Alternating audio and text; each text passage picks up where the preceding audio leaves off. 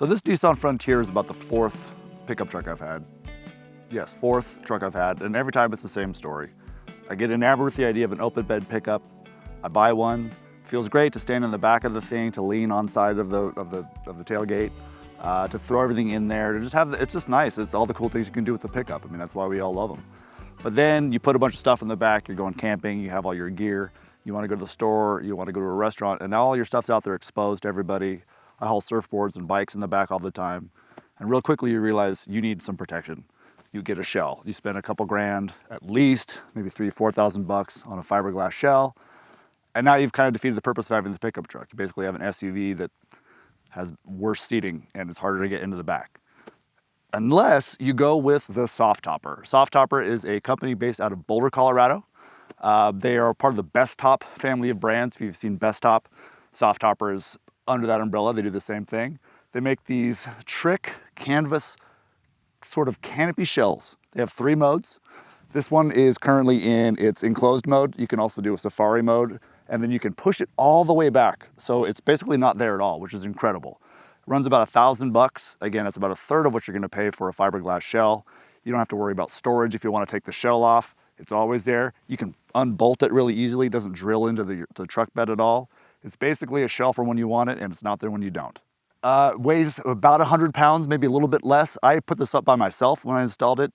Anybody could do it. It takes seconds to exchange it from one form to the other. It's just light years easier than any kind of fiberglass shell you're ever gonna have.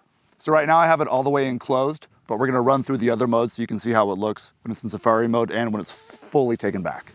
It's winter time, so this is kind of where it's always gonna be for me. In the summertime, I'll often have it all the way off or up in safari mode. But you can sort of see how it connects to the back of the truck here. All of them have kind of a little extra back here. I mean, the way that you put it on, sometimes it might be a bit tighter, sometimes it might be a bit looser, but they give a nice bit of extra fabric here, which I actually really like. It also helps the rain kind of run off the back.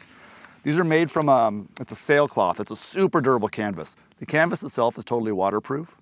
The seams are supposed to be, they actually sell a seam seal that you can put on here to make it completely waterproof. I haven't had any water come through the shell itself, but it will come through some gaps if you don't have it Velcroed down properly. These use a lot of Velcro, zippers and snaps. So if you want to get into the back of the tailgate, you un-Velcro that. This one's kind of tight. Unzip that. And there's this nice aluminum bar at the bottom. And that adds some support back here. You don't have just a piece of canvas just flapping around. This keeps it on really nice and tight. When you drive around, it doesn't make any noise. It doesn't really catch the wind. It feels pretty solid. So you can kind of roll it up here. You can just kind of click it in with these snaps. This one has this vinyl window. You can get them with different kinds of windows. You can get them without a window. You can get them with windows on the side. You can actually, on the inside, you can have a window where your dog can put his head through, which is pretty cool to make like a little doggy door for these. This pole kind of comes in and out. You don't necessarily have to keep it there if you don't want to. Doesn't interfere with the tailgate at all. Like that. There's some little straps here that keep some tension on the back. It's a pretty simple system. And it's pretty easy to just throw some stuff in the back, bring it down like that, and cinch it up. Now you might be wondering right about now, well, that's great, but how do I lock it? Well, you can't. So that is a potential issue.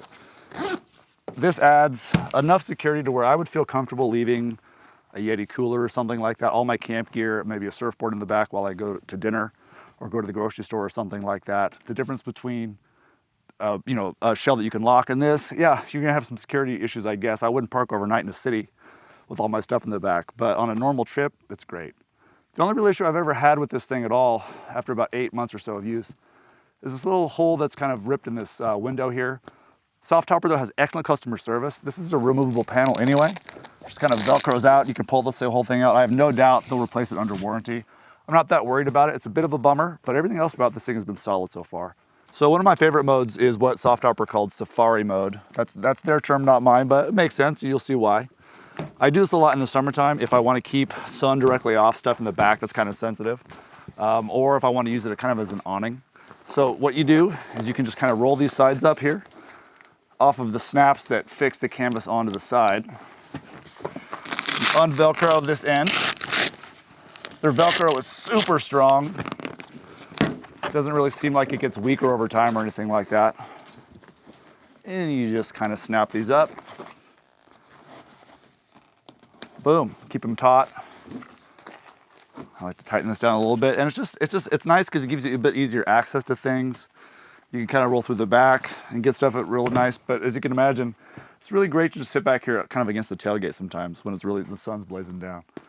So that's safari mode. So here you can get a pretty good look at the frame. It's an aluminum frame, pretty lightweight. It's rust proof. And one of the coolest things about this is that you don't have to drill into the bed to attach it. I did this myself, took about 45 minutes to do it. And all it really does is it comes in these long sort of, these metal tracks, and you just clamp them on, and it's great. And you just, if you want to adjust how it is on here, you just undo the bolt, and you can move these around. If you want to just take it off altogether, take the bolts off, take the clamps off, there's nothing left underneath. There's no holes, there's no scratches, there's no marks. It's pretty fantastic. And then you can see some of the straps that kind of keep the tension on it. So you can see, I mean, it's on there. It's pretty good. The canvas is attached either through Velcro. You can't quite see it, but there's Velcro underneath here to keep this from all blowing around. If you forget to put this on, this part can kind of blow around and be a bit of an annoyance, but they do a good job. You can either add some buttons and some snaps to do that here, or I just use Velcro. So I actually rarely drive around with it retracted. I don't really know why. I don't really ever need to, but it is pretty cool. If you're moving a big piece of furniture, or if you're going to the landfill or something, often that's the only time I really do it. To just all of a sudden not have a truck topper anymore. And it's real simple. You just kind of push it back, and it just collapses on itself. And you can kind of tuck these away however you'd like, and it just stuffs right down. They do make a waterproof cover, so you can kind of tuck all this away and keep it safe if you want to leave it like this all winter long, or if it's going to rain or something like that. But it's just about the coolest thing I've seen. These poles attached with this little cotter pin, I've never had any issue with them weakening. Nothing is broken. I've done this a ton of times. It's always super simple.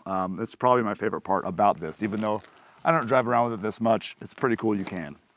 So when I got this one, I had 3 color choices: gray, white, and tan. That seems to be what they make for most models. They make them for most trucks that you can get. Everything from the newer Jeep Gladiators that have kind of an awkward bed shape, they make those. Even the Ford Maverick, their new little truck, you can get them for those. I've seen them on everything from mid-'80s 4Runners to mid-'80s like Dodge Rams, big old trucks. So they make them for a pretty wide variety, but I don't think they make them for every pickup out there. But even old Scouts, you can find them. You can find ones that will fit. So you have a pretty good range. Like I said, this one was about $1,000. Some of them will cost a bit more depending on if you want to go with a long bed. This is the 5-foot short bed Frontier, but they do make a long bed. But for the most part, you'll be able to find one that will fit.